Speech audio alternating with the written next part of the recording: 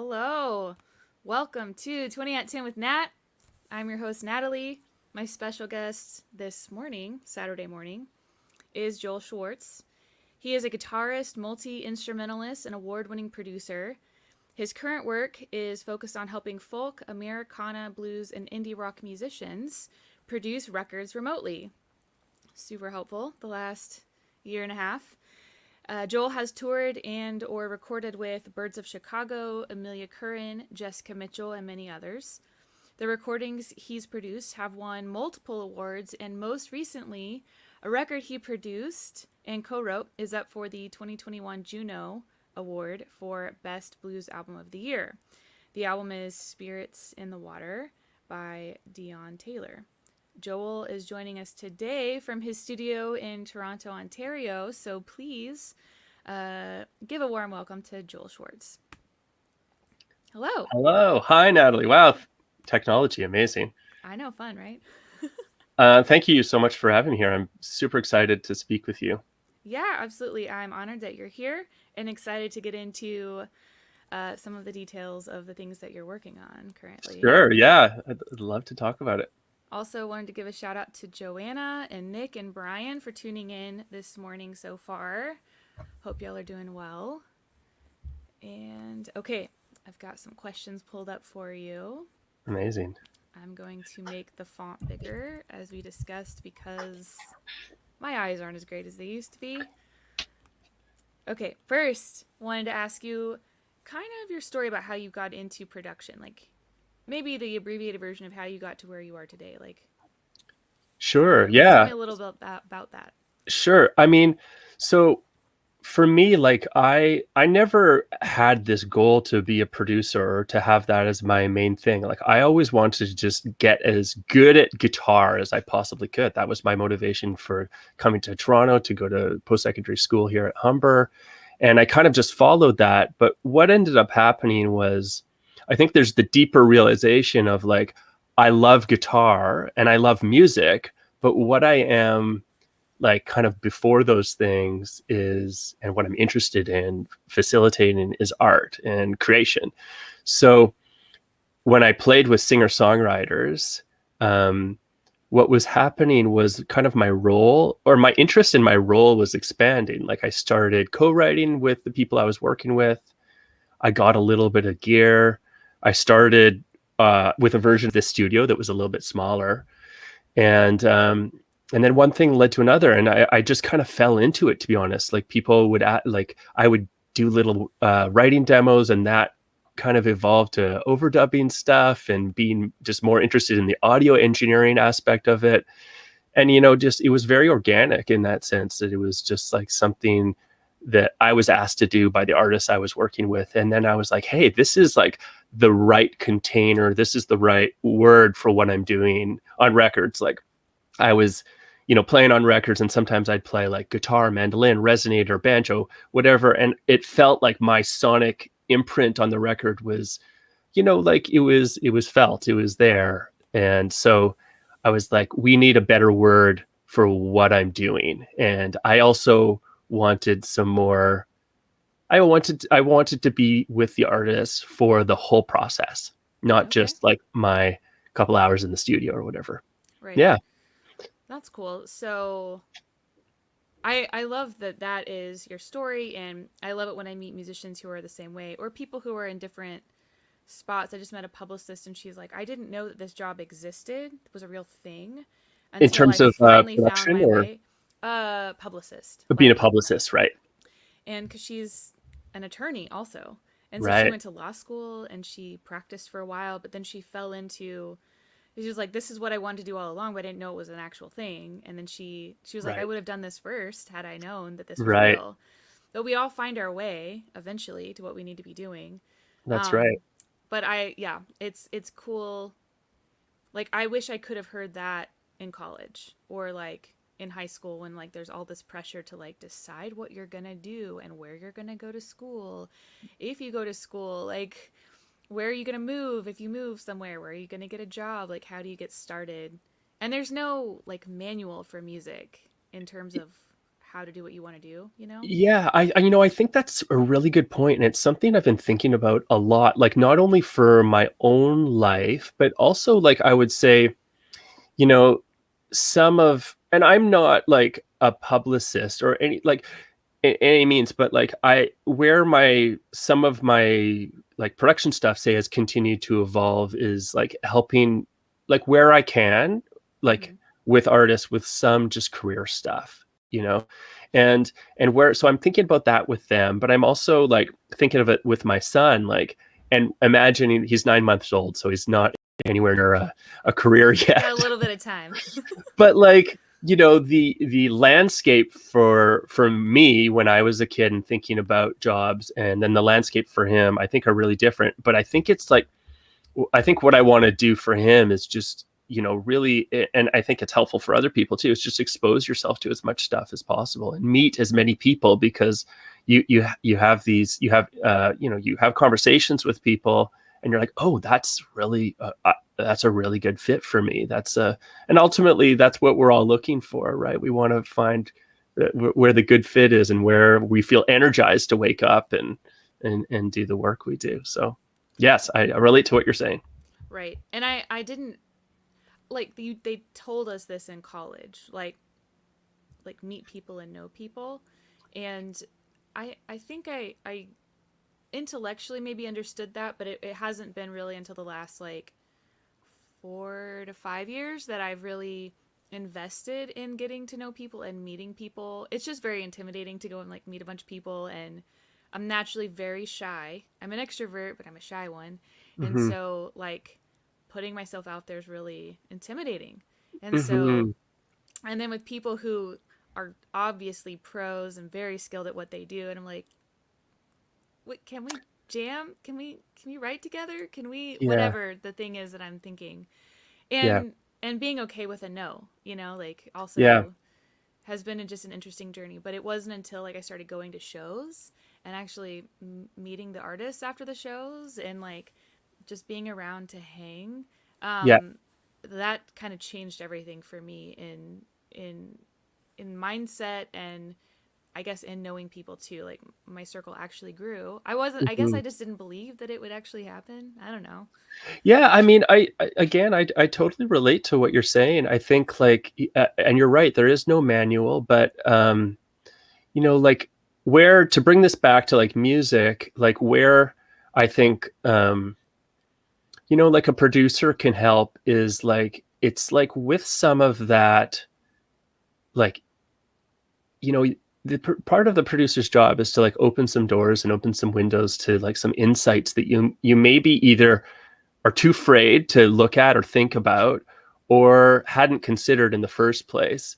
And so whether it's a producer in your life or there's some other kind of mentor or guide or someone who can, like it's funny, like being an artist, there's a lot of ego there too, right? Or like there's something there that sometimes blocks us, right? Oh, for And sure. I'm certainly guilty of this in my past. And like I wish I would have like just laid down my guard a lot more in life. And I think like um connecting with people, like that's what we're trying to do. And that's what we're trying to do with music. And that's part of my job as a producer too. It's just like, okay, like how vulnerable can we be? How real and authentic can we be? And how do we support that with the orchestration and the production and everything? Because like, that's what people want and need, and that's what stirs people to listen to something again and again, is that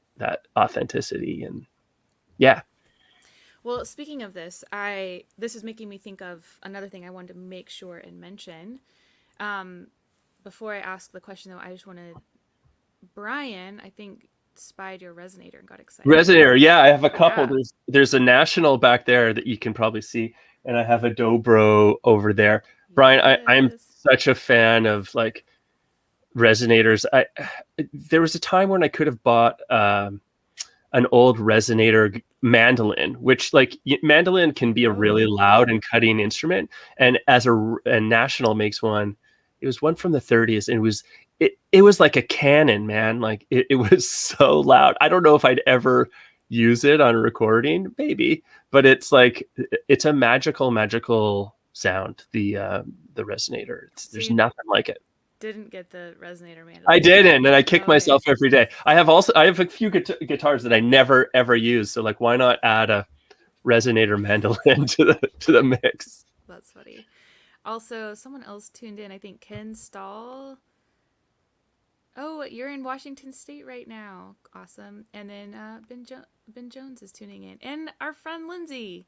Oh, nice, Lindsay Foote. She's the best. She was on here. She was on here a couple. That's sort of the connector between us. Actually, Yeah, she was I was on gonna here a couple. say we are connected because of Lindsay, Mm-hmm. but how do y'all know each other? I mean, you worked with her, but like, how did y'all get connected?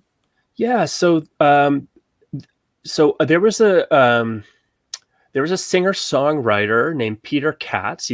There is a singer songwriter named Peter Katz. He's a Canadian singer songwriter, really great guy. He connected.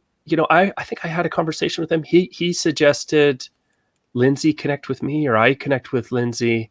And this was, man, Lindsay will be able to tell you what year this is. It was a few years ago, I think 3 years ago or something. But I think she was talking to several producers at that time, but her and I we just really click, like aesthetically, like we were talking about like just the same influences and interest. And yeah, so we made an EP together. We had so much fun doing that, and we had a bunch of like amazing musicians on board for that. And I just think she's a phenomenal writer and is a great voice. And so we did an EP, and we did a single recently called Guarded Heart that we're really proud of. And we've been writing a bunch together too, and have some other stuff cooking too. So Well, yeah, I look forward to hearing all of it, you guys. So make sure cool. y'all keep at it. Y'all make beautiful things together. Okay, back to the question that I Yes. wanted to ask. Okay, so you were talking about something about what you were just talking about before we were talking about Lindsay. I just wanted to point out to folks who are tuning in that Joel has a really cool thing on his website, a toggle switch that I've not seen before on a producer's website. So check it out, which I'll drop in the links in just a second. But there's several tracks where you can hear the before and after production. Like you hear the original voice memo, and then you toggle the switch and you can hear the final production. That is so cool. And Here it is right here. yeah. Thank you. I was like, I took a screenshot and was like, I don't think I Yeah, can show that. it's just like, it's like we were,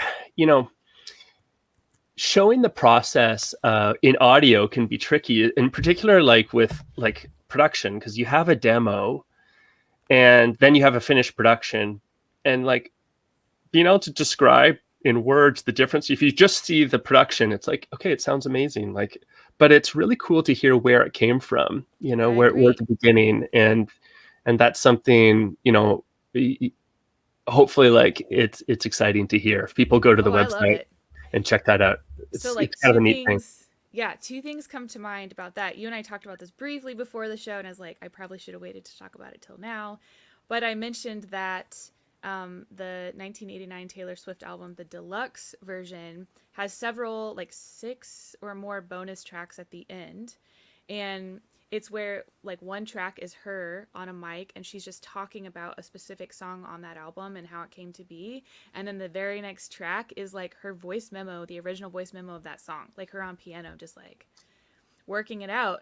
And that is so cool to me as a songwriter to like hear, because like the finished production sounds amazing, of course, but it's like helpful to hear this started like all of my voice memos. And I also resonated with how that process of starting with a voice memo and just getting that song out. And I appreciated that I feel like it's vulnerable to share that as well, to hear where a song comes from. And then on your website to hear the before and after is cool. I do have a question about that though. So from the demo to the final version, did you ever have a beats per minute shift? And was it hard to like match those up and toggle them, or did you beats per minute match the demo? No, I didn't beats per minute match. And like if because they're not like, they weren't, some of them are literally like voice memos. So this is like I think the first one there is the first time that song was like conceived by that artist. So I love it. there's no click So track or anything. Lindsay's is up there, and hers is the scratch track. So that is beats per minute match. That's the only one that's beats per minute. Like I tried to kind of line them up as best as possible, but it's not, that wasn't as important to me as just having the basic kind of outline. Like here's where we started. Here's where it ended up. Pretty close though, because that's why I was asking. So I'm like, I'm toggling, and I'm like, wow, that's like the same section. Like, wow, yeah, is this beats per minute match? Just like, this is a really cool feature. Yeah, it sounded very close to me, so that's why I was asking. It sounded great. Yeah. Oh, right on. I'm so glad. Well, okay. I have actually a lot of questions. I ask a couple questions to everyone that's on the show. One of them is kind of your earliest memory of like hearing a piece of music or seeing a performance and just being blown away, like, or captured by a song. Like, what is this? Wow, I love this. Like, what's your earliest memory of something like that?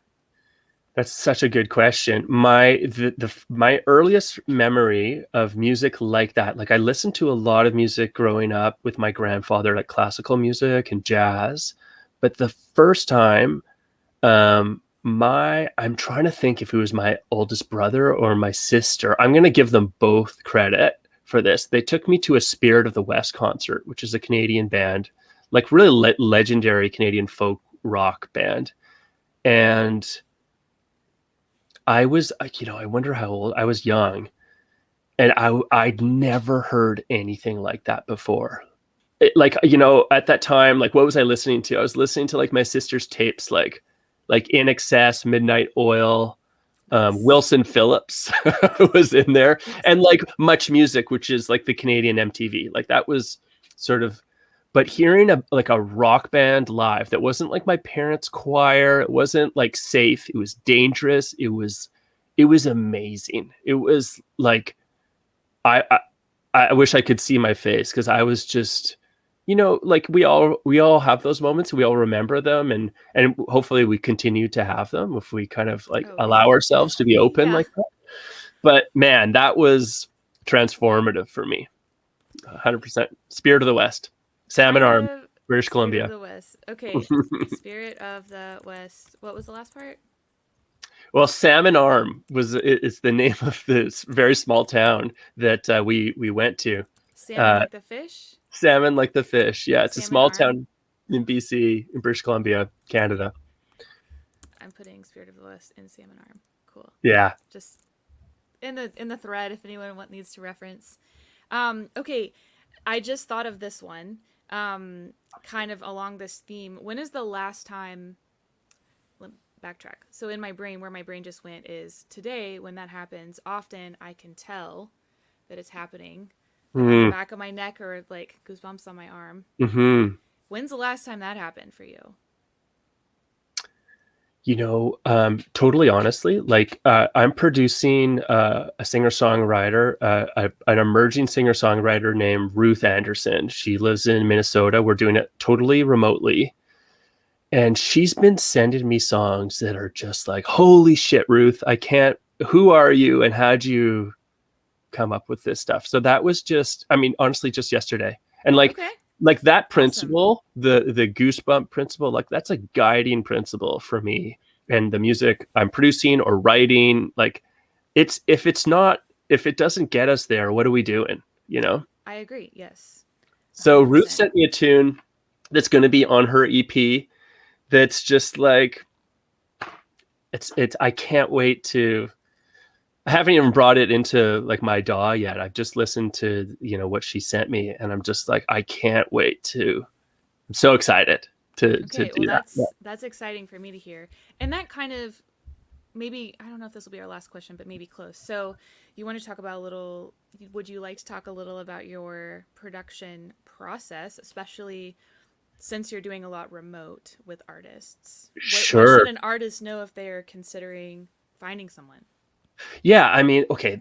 The first thing is like, I'll answer that as if they're talking about looking at me, because like it's too wide. There's so many different types of producers, like for me, like working remotely, I had done that before COVID, and then with COVID, it obviously became the thing. So The yeah, thing. I mean, really the first step is to get in touch and like start a conversation, and we'll meet on Zoom and we'll talk about your music, and we'll see, what your goals are, what the vision is, and how like I might be able to fit in, and how I could help the process.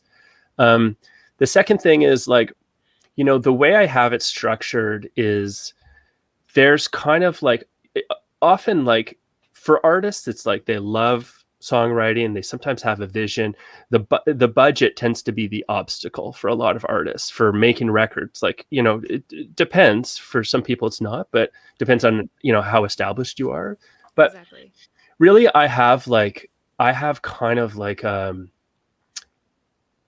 have like an entry level for people at just about any budget. So if they want to work with me and they have, this is their ambition, or this is their ambition, like I can accommodate that. And my work is pretty, what I give doesn't change all that much in the sense that, like I want everybody to have a really, really excellent experience, and to learn and to grow, and to make something that's like really incredible. So there's a whole kind of infrastructure that supports that idea. And in terms of working remotely, like one of the big things is like communication. So how are we going to communicate? How are we going to talk about, all the little conversations, the chats? I have like a software like a project software for how we go through all that. And then I have like really good communication project software for like doing revisions and talking about a song, so it's not like sending millions of emails. Right. So and then it's like video chats and like this. That's kind of the process. And we hire whoever we need to hire in term, depending on the budget. And I have like amazing musicians that I work with, who send me tracks remotely as well. And so yeah, I mean, that's kind of like a 30,000-foot view. I mean, really the end result is people have like a really beautiful single or EP or album that they walk away with at the end of the process. What would be, well, you sent me, so actually how I met you was through Instagram. And Mm-hmm. you got excited about a song. I don't know how you saw it, but you used Lindsay. some kind of, was it Lindsay? You sent me something using some kind of software, and I was like, whoa, what just happened? That was amazing. Where you added in yourself playing guitar. And anyways, it was really cool. Is that is that some of the software that you use day to day in your remote communication, or? Yeah, I mean, yes and no, like in the sense, so like just to bring people up to speed, like you put a tune. So I found you through Lindsay, and you put a tune up on Instagram that I was floored by. I got the goosebumps, like all that. I just love Natalie, and more about that later. But so I played along with it, and I sent you my recording. I said, I'd love to work with you, is how it went. And it's like, this is an amazing song. Like I have a vision. Let's talk about it. So that is not necessarily an official part of the process. That is just me like reaching out to artists, or an artist I think is amazing. And so for me, like playing along with your recording and sending you a little gift is not part of the process officially. Right. But I was really impressed. Like, oh, just good, yeah. so that you know, I was like, whoa, this is, I don't know. Wow, I just haven't seen something like that before. It was really cool. Oh, And cool amazing. of you too. I'm glad you enjoyed it. I mean, that's the point. Joanna, it's from she was wondering what song. It's from Done. The song Done. And then also I think your buddy maybe, or someone, Chris Oh, Farrow, Chris, said yeah. hi. So Chris, I'll tell you about Chris because he's very relevant to me. He's he is the bass player in Birds of Chicago. Okay. And that band is kind of close. So we I toured with Chris for like 3 or 4 years in that band, and he's like one of my really, really, really good friends, and he's an amazing bass player, upright and electric. And he also happens to have an incredibly good, recording facility at his home. So he's cool. one of the guys I really, I lean on a lot for remote recording and production and stuff. So and even like the stuff that I'm composing for like film and TV, he's on a lot of my stuff. Cool. Well, I can tell you. Make sure and shout out people who are saying hi. Yeah, yeah. I think it's worth talking about Birds of Chicago and like Allison Russell, who's like, I don't know, people. I mean, if you don't know Allison Russell by now, you're in like the folk Americana scene, your head may be under a rock, but she's just doing incredible things. And I thought I'd just talk briefly about like my time with them, because it was such a transformative experience in my career. Like what Birds of Chicago taught me and what I got out of that experience was really the ability to play this music, like folk Americana, in whatever we call in this constellation of genres, in a way that Jojo, she is amazing, in a way that like was totally supportive to my aesthetic. So I was given totally free rein as a guitarist and an artist to really like experiment and like really express my voice. And it's hard to be, as a sideman, as a session musician, which is what I was primarily doing before production. It's hard to find those situations where I didn't have to adjust any of my natural instincts. I could just play what was totally intuitive to me, and that fit in with the band. So where that's important for production is that like, that allowed that sort of like self-realization musically for me was like so important. We toured all over the world, had like all these, my goals as a session musician were kind of like realized through Birds of Chicago. And then I was like, I want to help other people be self-realized musically. I want to help other people like experience what I experienced in terms of like finding their voice and really being like, this is what feels so good to me musically. And so just that was one of your first questions, and that really kind of plays into my journey as a producer as well. Cool. Yeah. I think we can squeeze in one more question. I don't know if it's a long or short answer, but maybe you can narrow it down. I don't know. So like in the whole process of what you do and in the process of music generally, so like whether it's as a listener or as a producer or as a musician, mm-hmm. whether it's writing mm-hmm. or production or the final, what part of the process of what you do brings you the most joy? It's tempting to say like the final, when it's totally all done, because that's obviously this huge achievement. Like, but like the magical thing in the process and the most important part of the process is the song.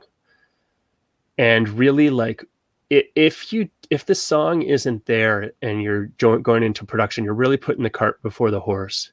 Like we all know albums that have amazing production and there's all this stuff happening and it sounds incredible, but like the song maybe isn't super strong, like, So yeah. I think like one of my skills is like, being a session player and a producer and a songwriter, like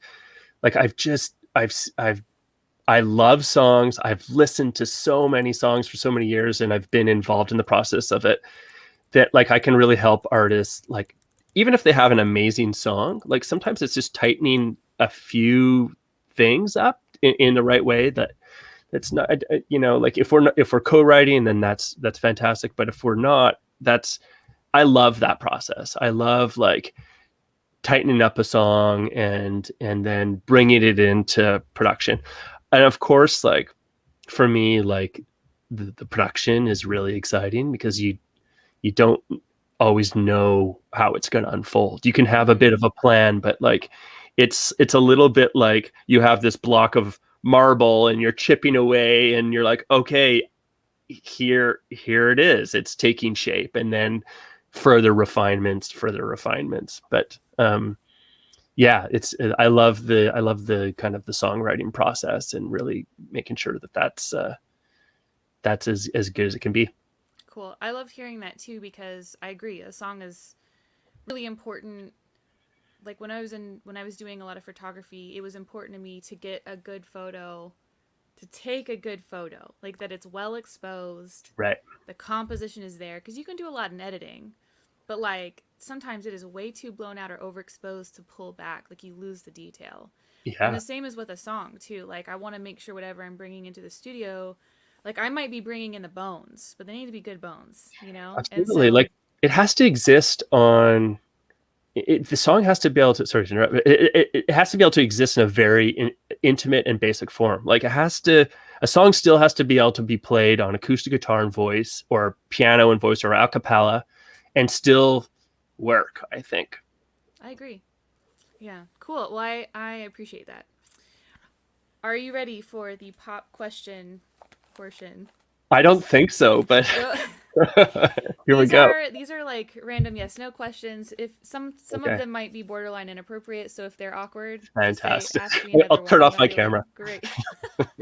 Okay. Oh, speaking of, have you ever used a telescope to spy? Oh gosh, some of these are weird. I mean, if I haven't, I would either like to, or the only reason I haven't was because I didn't have a telescope. But like, I'm down with that. I have really no issue spying on people with a telescope. Nice. Last time I was near a telescope, it was like a blood moon or something, a blood full moon, and so I got to see like the surface of the moon like that, and I like took a picture through my Yeah, I mean, and like, so I've looked through very large telescopes, like that are on the top of mountains, their whole buildings. So it's possible that I've spied on aliens and not known it. And I'd like to think that's influenced my music. Oh, perfect. Through some sort of brain probe. This feels like a very Texas question. Have you ever fired a gun? Yeah, I think so. Nothing Texan, like in terms of size, and it's been a very, very long time. Maybe like a BB gun, like a rifle, like a like a kid's rifle sort of thing. Yeah, kid's rifle, is that a thing? I mean, just like a small rifle. Yeah. Yeah, we're pulling a lot of weird questions. Have you ever invited a date over while babysitting? Oddly specific. That's a bold move. It is a bold move. I mean, I think it's a real bold move. Have I invited? Does my partner count? Because I feel like time with my 9-month-old is a little bit like babysitting. Sure. And what's the question again? Have I invited a date over while babysitting? Okay, I mean, funny story. I had a lot of babysitting in my life, but you haven't had as much babysitting. So we are in the process of moving, and my partner invited her friend over to watch our kid while we're just lifting just in the other room. Mm-hmm. And like, it was really the first time we'd had like any kind of like babysitter, and we were like packing boxes and, doing all the things. And it actually did feel like we were on a date, even though Jonah was in the other room. Well, and I just, as you're saying that, I'm like, oh, right. 'Cause you had a child during a pandemic. And so of course you wouldn't have a lot of babysitters necessarily, but not yet. Your time is coming. It'll be apparently glorious. Okay. Yeah. Do you have a question for me? Sure. I mean, I think like that feels like an abrupt segue, but I have a lot of questions for you. Natalie. I'll leave us like 5 to 10 minutes. So whatever we get in. Okay. Well, so tell me, like, for you as a singer-songwriter, like, when you're thinking about making a recording, what are like some of the big obstacles for you? Is it like songwriting stuff? Is it vision? Is it the budget? Is it like, what are the things that are, like a song, getting it ready to release? Totally. Yeah. Like what's like, in, let's say, the recording process. Let's Okay. narrow it down to that. So far, I have not attempted on my own to fully flesh out and produce a song. I really am concerned as a songwriter with the bones of a song. I want the song to be really, really great. Yeah. So I will, the most I've demoed out, it has been for songwriting groups where there's a deadline, Sunday night at midnight, and you better turn Right. the song in or you're Oh, kicked cool. out for the semester. Love it. And if I write it early enough, then it's sort of like if I'm getting ready to go out, like if I get ready early enough and I just have an extra 30 minutes, I'll like fill in more details or do something fancy with my hair. Like the more time I have, the more I'll play around with it. Okay. But I like to add in layers of harmonies in different Oh, yeah. places or like blow out some ooze with reverb and just kind of play around with even vocal effects and things. So Mm-hmm. I don't really ever focus on the actual production of a song. I just mainly play around. Mm-hmm. And yeah, I haven't like the most that I do is like I'll send the songs to the producer, and Mm-hmm. then if I have a sound in my head, if I can verbalize it, I verbalize it, but otherwise I'll send a playlist on Spotify, and it's songs that I hear elements of possibly being in this song. And so So you're talking about like producing a song yourself, and it sounds like that might be something you're potentially interested in. But like when I think you've gone into the recording studio recently, like you went to Nashville and or do is that right? Sorry if yes. I'm giving away. No, I I don't want to just give got a back on punchline. Sunday. Okay, yeah. Well, Yeah. welcome back. Thank you. So were there some obstacles for you that would be helpful, say, to other singer-songwriters? Like how did you overcome those obstacles? Like whether it's like thinking about making this record with these other collaborators and all this stuff, like was there something that kind of gets in your way or that's challenging for you, and how did you kind of overcome that? Okay. There were several things I was afraid of going into the studio, and Mm-hmm. they were, I think everyone's afraid of something. Like, Of course. I mean, there's just things we have to get over. There's so much of it that's a mental game being an Of course. artist. And a lot of that, some of it is a choice, and I chose to trust the producer. And Mm, sure enough, like most of those fears were just like knocked out. Like it was fine. Like cool. there was I was going to Nashville and I was working with someone that I technically hadn't worked with before, Mm-hmm. and I had a couple of songs that kind of would easily lean pretty strongly into country territory, Right. and I didn't want to do that. Like I Yeah. was like I feel really great about Americana. It's country friendly, but it's Yeah. not country. Yeah. And which Gotcha. is, I have nothing against country, but like just where the space was that I wanted to live in, I feel a little more authentic if I'm just kind of a step back from country, and in Gotcha. terms of like where I'm falling in genre. And so um and because some of the other sounds I was hearing and that we had talked about were like indie rock, Mm-hmm. indie Americana, and so Mm-hmm. I didn't want to pull the album too far country, if that makes sense. That totally. um So but it was fear. It was getting yeah, there over was fear and trust. yeah, and really like I had that in the back of my mind when we were going through. There were one or two songs that could easily lean country, and I didn't want to say all of my fears to the producer at one time, but like I kept it in mind when we were in studio just so I could listen in, and like if it felt like it was going that way, then I could verbalize it and remember, because like in previous studio experiences uh that were unsuccessful, I'll say. The ones Mm-hmm. that have been successful, like I've learned how to do this, but I didn't know how to verbalize what I wanted, Mm-hmm. or I didn't have enough confidence to say something in the moment if I'm like not loving where this is going. Mm-hmm. And so figuring out confidence in at least knowing, even if it's like I don't know how to verbalize what I want, at least being able to verbalize this is not going, we're trending way this direction. I was hoping we'd go in this direction. Like, Yeah. so That there I mean were that the resonates with me fears. so much. Yeah. Yeah. So and everybody wants it to work out in a production situation. Nobody wants it to be a failure. Nobody wants to produce something that's a piece of crap. Like everybody wants a good song. which Yeah. is really helpful to remember. Like we might have different ideas of how to get there, but like we all want a good song. Like I Hmm. believe that. Like we are Hmm. all looking for like to be moved by a song to get goosebumps. Like we all Hmm. want that. And so learning how to verbalize or redirect but in a helpful way, like not in an offensive way, but like I'm really concerned about this mandolin on the song, or I'm really concerned Hmm. about this accordion, or whatever the instrument is, and just at least verbalizing it so like you never get to a place and get a final mix back and you're like, yep, still don't love the mandolin or whatever, you know. I Um think, like, if I can jump in, I think what you're saying is like really hitting on something so profound, like in terms of like artistic relationships and production and all that. And if I could have a do-over of the question you asked me previously of like what my favorite part is, um, I think it really is establishing trust, mm, because it's like that's when both people, both like creating a space for the artist to like where they can be vulnerable and can say, this is what I'm afraid of, this is what I'm excited about, this is, that is so important, kind of like generally before you go into studio, so everyone's on the same page. But like, right.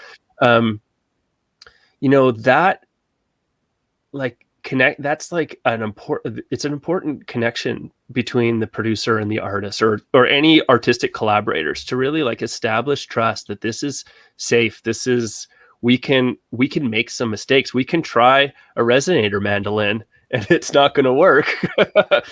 And I as the artist, or I Mm, as the producer, we can say, this isn't working for me, let's try. I think like having a safe place to experiment so also, like, important. it's so important. And I think it's one of like, okay, I'm always going to produce like in studio and have local artists here, or people who can come here to come to the studio. But like, what's really cool about I think about remote production, one of the things that it allows is you can really experiment with some different things, because it's like, rather than going into a studio, the studio costs $1,000 a day, session musician $500 a day, you have four people, you're really on the clock, and it's like, it's scary to experiment sometimes. Yes. It's not a good time to experiment typically when you're Right. in studio, right? Right. So that's one of the exciting things I find about the remote production. And sometimes like there's a model that where they both exist. But anyhow, what you're saying, I think really resonates with me, and it's really great, Natalie. Awesome. I'm trying to think if there was any other notable thing that was an obstacle. I mean, you already hit on finances, and so we all have to figure out a way to make it work. And I think every project is unique, so it'll be different things. The first one I did was my workaround was I'll get like 3 extra jobs, and I won't really go out for 6 months. And That's an uh, honorable way to do it. I mean, yeah, nothing wrong with that. and it. I mean, I threw out my back, but like, I mean, I had the money in 5 months, Yeah. and it worked out. But that also was my first project, and I didn't really have a fan base at all. Like I felt really strongly about having a project, but I felt like this is my resume. I want people to take me seriously, so I need to put something out that's Hmm. professionally done, and that's how I treated the first project. And this project I'm working on now, I went back and forth on how I wanted to fund it, and I ended up doing a Kickstarter. And Okay. so, well, a hybrid. Like there was a lot of saving and a separate like local fundraiser, but then I did a Kickstarter as well to like kind of wrap up the rest. Yeah. And so I think I've had fears around all different kinds of fundraising, and Sure. even getting 3 to 4 jobs. I'm like, do I have time for this? Am I going to miss out on, like, am I socially going to suffer or mentally suffer from all of this labor? And so it's all, you got to weigh out the pros and cons to every project, Yeah. but it is possible, and we all make time for the things that we want to do. And when we really commit to 100% doing something in our minds, like we find a way to make it That's happen. it, Natalie. Yeah. That's it. That's um totally it. I mean, I think like that's the key thing. Because because like we sometimes, yeah. can like, and there are legitimate reasons and circumstances where maybe it's not possible in some cases for someone to like come up with the money on their own, but generally like it takes sacrifice, but it's possible to make something work, and or to pay something off in increments, or like there's a way to make it happen. And for me, it didn't happen for at least 10 years. I think by the time I put out my first project, I'd already been wanting to put something out for 15 years. Yeah, And I wow. just gave in to all of my fears or excuses before then. And finally, I was like, I actually took a corporate job, and I was like, because obviously I'll be able to fund this if I have a Hmm. real job, as You're a CEO. my family was saying. And so, but then I was like a year and a half into this corporate job, and I still didn't have the funds to do it. As a matter of fact, I still had some funds on a credit card like that I owed. And so Right. I was like crying, like how do people with more colorful language make it in this town? Like it's so Right. expensive here. Like how does anybody fund any album? Right. And so, but it for me that was a huge learning experience of realizing that a lot of it starts here. And Hmm. like when I finally committed, my finances changed, like the way that I spend money changed, and everything became very focused. And like Hmm. the things I said yes and no to, everything became very focused in that next 5 months because I had a specific goal, and Hmm. like I was 100% in. And I think I take a long time to make a decision sometimes, but once I commit, I'm 100% in, and then Yeah. things start happening. So Good for you. I mean, that is super inspiring. I think that you're touching on some almost spiritual elements in terms of manifesting, positive things. Like, I think that's really powerful. Like, these things, and I never forget this. Like, when I'm making a recording with somebody, producing something, it's really like it's a real chapter in their life that they will have with them. You make a recording, you have that with you for the rest of your life, and it's like it's not like so yeah, it costs some money, and you have to think about how do I get there. But man, like what in a it's life changing. It's transformative. It's I've seen it happen. I've seen people's careers like just really take off and blossom, wherever they are, whether they're just starting out or they've released 5 records and this is like a new sound or something. I've seen that kind of whole gamut, and it's a real honor to be asked to be a producer, and it's not something I ever take lightly because these are people's songs, these are people's dreams, their hopes. Like that takes a lot of caretaking, and it's a lot of responsibility, and it's something to take really seriously. And the money tends to work itself out. yeah, it is can be daunting, and it is a big thing, but it Hmm. there are ways to make it happen legally and honorably. Like, Yeah. uh, so I guess we touched on trusting your producer, the mental commitment, and then also I'd say the last thing is probably ego. And Right. I've learned this at different stages. Um, but one thing that's been really nice is if you let go of some stuff early on, makes it a lot easier in the studio. Like the Right. first project, I was kind of wrestling through like, well, I'd kind of like to like play guitar in every song, but then like Brian talked me out of it, and as I saw as soon as I played the song, and then he's like, charting it out, and then he turns around and plays it better than me. I'm like, okay, I don't need to play. I don't. You clearly record better to like you are with a metronome better than I am.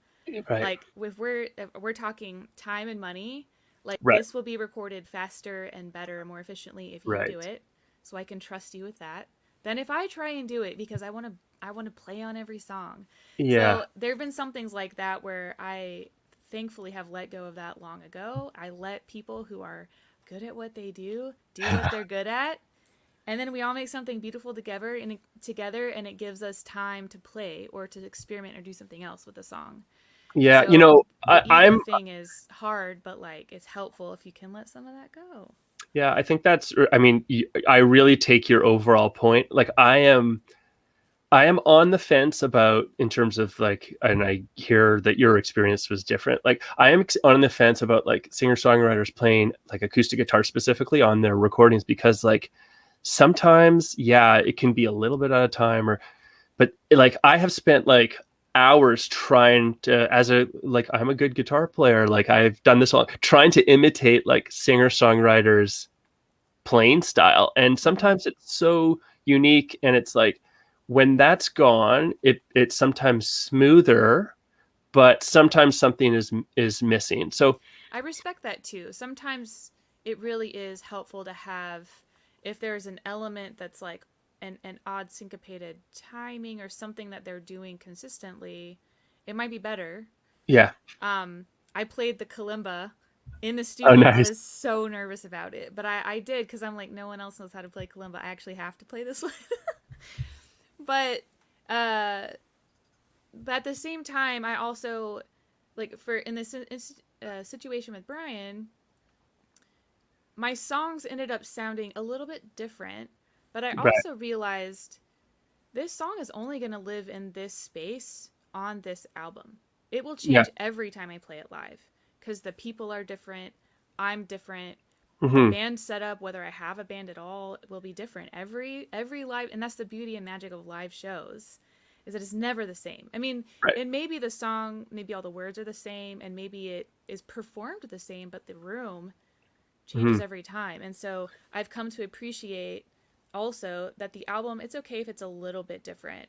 If it feels like the nature or the soul of the song has changed completely, then I would have an issue with it. But generally so far, but like you said, if there's something very specific and magical about the songwriter playing a specific song in a specific way, yeah, I would keep it. But I don't know. I've Case by case basis, case isn't by it? case, yeah. Yeah. But it was helpful to let that go and let the song be what it's going to be on the album. And then Yeah. I relearn it and reimagine it to replay it live after the Mm-hmm. fact. So Right. Very cool. yeah, Very great cool. question. Okay, so we didn't really talk about this in soundcheck, but you maybe mentioned something. Do you have something that you're an audio clip or something Yeah. that you were gonna share with us? Yeah. Are we at the music hour now? We are. So yeah, I mean, we talked about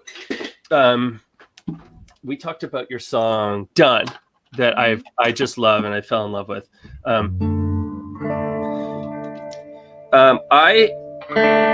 I think it would be cool to play along with your song. Ooh, So we're gonna okay. jam virtually. Okay. So I have a recording of you playing this in your little your demo. Okay. And so I thought I would, because like I'm a songwriter, a composer, but like really like I don't play like much solo, like just because I'm not a singer, So Yeah. a lot of my work is really backing up artists, or it's the expression's a little different, So I would love. I love this song that you wrote, Natalie, and Thanks. I would love to play it for your audience here today. Okay. I'm gonna alter the sound before Okay. we start, and I will mute myself. But also, are you sharing your screen too, or should No, I I'm just hang out gonna with you on the screen, or do you want the screen to yourself? really, it's up to you. I don't know how. Whatever you think is right. Okay. Well, I'll mute myself, but I'll hang out with you. Okay, sounds good. Okay, so this is Natalie's tune called "Done."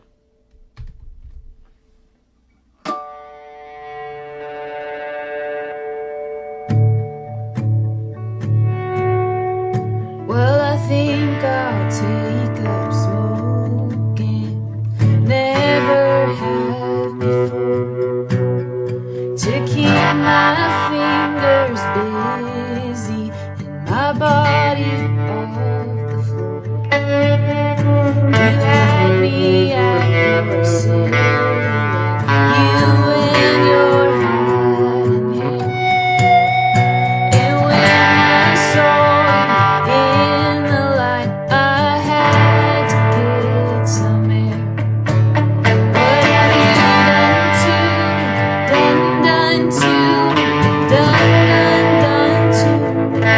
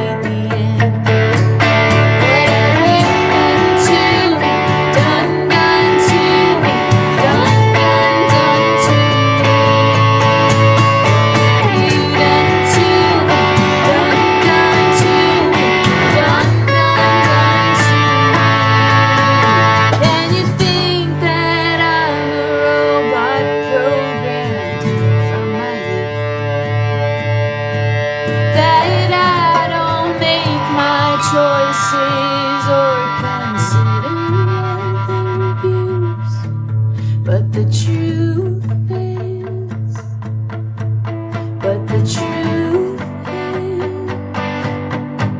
but the truth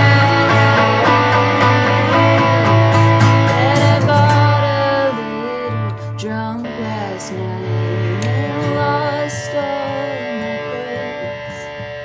It woke up with you on my mind. I'll never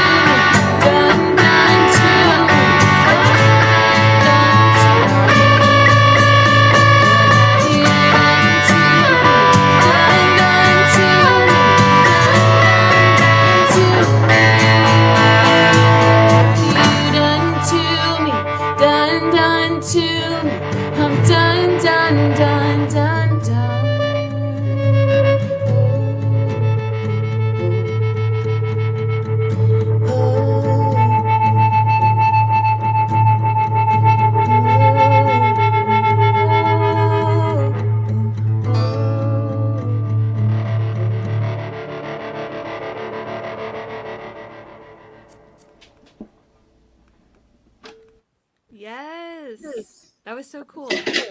Yeah, well, it's a great song. So fun to play along with, and yeah, thanks for writing it. Thanks for having me on the show. Yeah, absolutely. That was really cool. I almost got a little teary. I don't know. It's just like that was definitely a first on this show. So what else? Oh, good. Like, yeah, I was like, whoa, this is a cool experience. It's funny. It's like, and I hear you about like the emotional part. Oh, thanks, Thomas. It's like somebody asked me to do a gig. A good friend of mine asked me to do a gig, and it's like I don't even know what that's like, and it feels like it's been, and that's used to be what I did all the time. Right. And so this, what's cool about doing this with you right now and playing some music, and we're not playing in real time, but you're here, Right. and so we're creating a space, and there's some people, there's a couple people in the audience, so it's like it feels like it's simulating that. So I feel like I need, it's like 11, 12. I feel like I need a beer. It's like it's a very visceral experience. It feels like we played a gig together. So thanks for sharing the space with me, and absolutely. Yeah. Are you going to play a song for us now as well? Yeah, I was going to play one to close us out. I will say I was playing along. I was muted so that I'm not, well, because it doesn't ever sync directly, but yeah, that was fun because I was playing along too, and I was we were jamming. Yeah. Okay, I'll mute then too, and you can take the space and play a song as well. Okay, cool. This one is called "In My Dreams." We just recorded it in Nashville. We recorded "Done," and we recorded this one. I might retune one little string here.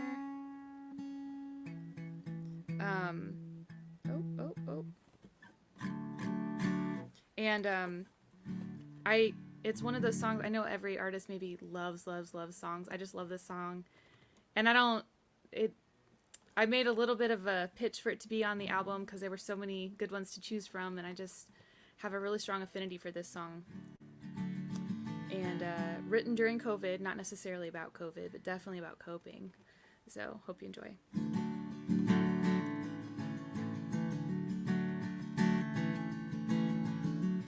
I discovered you in a parking lot. My second trip to Music Town. We met again in a bar in New Orleans, and ever since I struggle to put you down.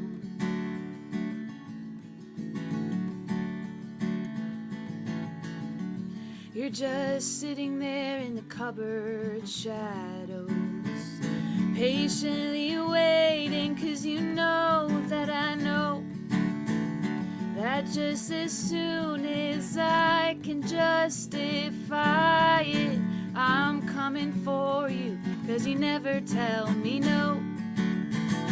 There was a time you were never on my mind, and now it seems you're even in my dreams. Well, I never believed in the magical until you cast your own spell on me. Just like a bug in the blue light of death, I put my faith in technology. There was a time you were never on my mind, and now it seems you're even in my dreams. When does distraction become an addiction? The line's too thin to know. You're so beautiful, and I don't want to let you go.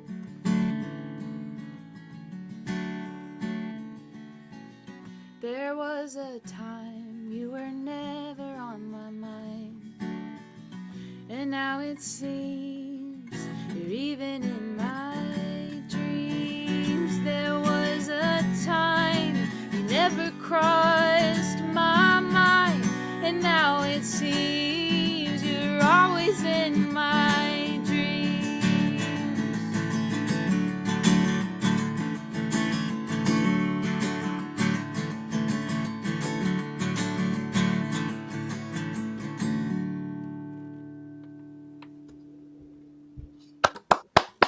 Beautiful, Natalie. That's such a great tune. Love the bridge on there too. Thank you. Yeah, really nice one.